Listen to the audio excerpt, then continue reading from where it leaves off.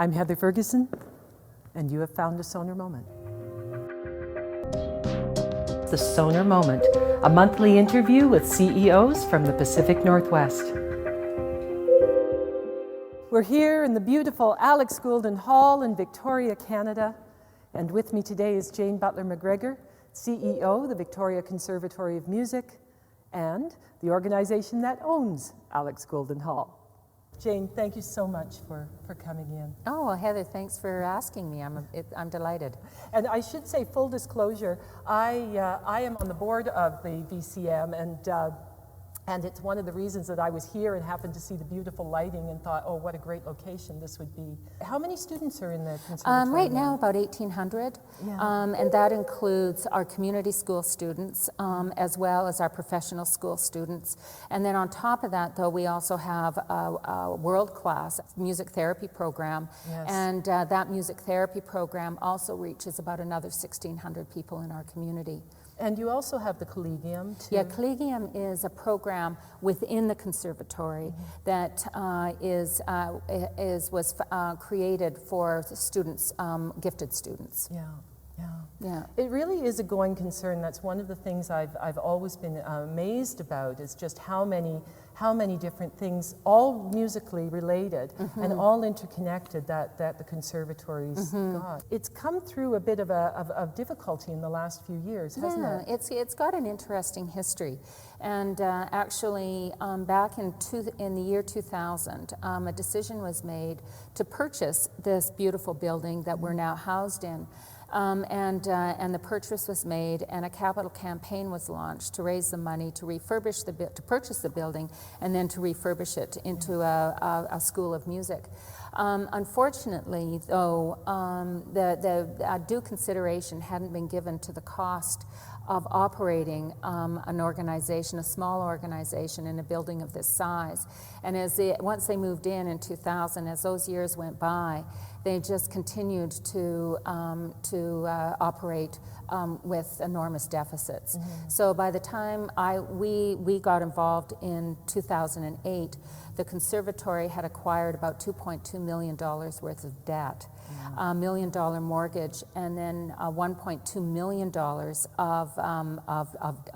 of accumulated deficit. Which is tough if it's, an annual revenue of a little over $3 million. Well, no, our revenues at the time in 2008 were about $3.8 million. Today they're about $4.2 million. And but it obviously required a transformation and a turnaround. We had moved up. We were right against our credit line of $750,000, and with nowhere to turn. And that's when we came in. I was asked by members of this community to come in to see if there was anything we could do to save the organization. So I was happy to do that. I was happy to give it a try, is what I should say. And it's been a real journey, Heather. And 4 years later, I'm so happy to report that last year we eradicated totally eliminated and eradicated the accumulated deficit, and had reduced our mortgage from $1 million to $300,000. This is something that virtually every organization goes through when it's had a long history. There are always bumps and ups and downs. Tell me about you and leading the organization when you first came in, and just what you felt was really needed. How did you get started on such a monumental task? Yeah, and it was a monumental task, and it took a while to determine sort of the strategy or the direction forward, because I certainly believed, certainly in the first couple months, I had to get to understand and know the organization and what its challenges were, other than just financial. So that took some time, and that was sort of the period I call my due diligence period, right? And then basically I looked at the transformation as under the lens of a business model.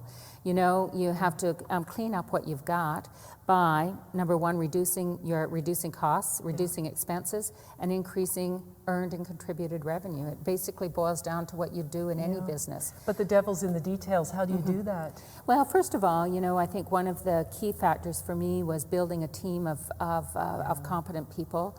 As you can appreciate, in an organization that has been troubled for a number of years, there are some competencies that are lacking within the organization. And it certainly meant that we had to buoy those up and to start to bring into the organization people who had the competencies that could help propel us forward. And what, coming into the organization in 2008, and then going through the strategic planning process, what did you personally learn? How did it change you? I think how did it change me? That's a very good question. I think that it reinforced for me that some of the things that you may question about your own style or your own way of doing things works, and then that it worked, and that you have more confidence in sort of your own intuition and your own ability to determine the right decisions at the time. It's sort of a gut feel in a way. I know I've talked to a number of leaders and you as well about just following your gut and just what seems right. You also talked about tempering that with the facts, and I guess the stakeholder relations was really part of that. Yeah, I believe anyway that when you approach a problem or a situation, that you try and get as much information and factual information as you can. And then, quite honestly, once you have that in front of you, some of it for me is instinct based on the question, what is the best thing? What is the best thing for this organization? That decision may not be something that I personally necessarily would want. It may not be something that the person sitting across from me would want, but we have to always ask ourselves, what is the best thing for this organization at this moment in time? And then the answer becomes apparent, right? And it's a bit of an intuitive process, I have to admit. And I know you worked for Jimmy Pattison. Yes, I did. One of Canada's top entrepreneurs, certainly one of the most well-known. Just what lessons did you learn from him in leadership that you were able to bring to nonprofits that you've worked with? Well, of course, Jimmy is the quintessential entrepreneur, right? I mean, he's brilliant. And I think, too, one of the things I learned, which I even spoke to earlier, was always giving yourself time to do your due diligence. And also, too, though, to never close the door on opportunity. One of the things that I saw so often and was so involved in is, you can be going down a path and another opportunity presents itself elsewhere. It doesn't, you can still carry on down a path, but nothing says that you shouldn't be investigating something else that comes at you sideways. Because you just never know whether or not that opportunity will fit into what the objectives and goals are of the organization, or whether it's just something that you can put in your back pocket for something down the road and a few years later. But he's a master, obviously, at creating and building. It's a kind of a genuine curiosity about life and about opportunity and about things that makes you always be looking around the corner to see what else is there, but still stay focused. Yeah, exactly. And his focus has always been to grow and build his company, and that is exactly what he's done. Where do you see the Conservatory going, especially now that you're not out of the woods, but certainly... We've stabilized. I call it stabilizing. I think we've stabilized. I don't think we have yet reached a state of total sustainability. And having said that, in our next 3-year plan, which sort of speaks to that, I think that there's still incredible opportunity in the growth of earned revenue, primarily through the establishment of satellite locations and new programs. Classical training will always be at the core of everything we do at the Conservatory of Music.